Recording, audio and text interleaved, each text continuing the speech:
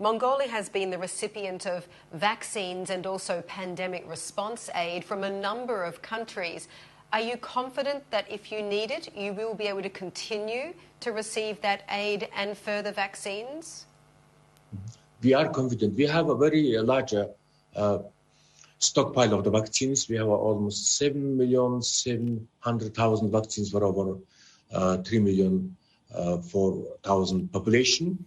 And we have not only relying on international aid, we have government spending enough money to address this issue. And just to add that we also have a very good organized action. Mongolia have started very early antiviral treatments. Our patients at home, if needed, we have very strong hospital, and we have a lot of beds prepared. Perhaps Mongolia's maybe 20 to 30% of Mongolia's population actually COVID patients were actually able to receive, able to hospitalized. Those who are at risk to develop severe cases. So this is our tactic, that we also have managed to reduce actually case fatality ratio to 0.5%, which is almost same level as Singapore or UK.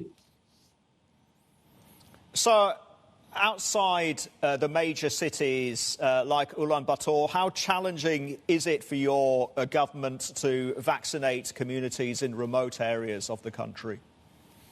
Yeah, so Mongolia actually has a big land and a very high density of population. So in order to reach our nomadic population who live outside city, we have also have a very strong vaccination program.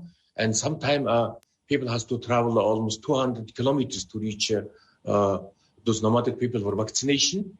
So this issue is actually addressed, and the percentage of population of the outside Ulaanbaatar is also very strong, actually higher than Ulaanbaatar.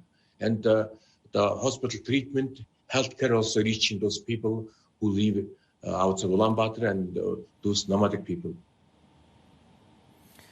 And so what are the rules and what's your advice to Mongolians who want to travel either for business or for leisure out of the country, just and for visitors who want to travel into Mongolia? What are the rules? What are the restrictions?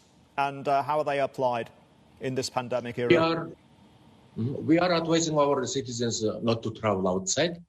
Those people who want to travel to Mongolia, we have our red list, which has around 10 African countries. And people who want to travel to Mongolia, they need to see the red list of Mongolia. But we have a very strong border control, so we see this issue is can be tackled.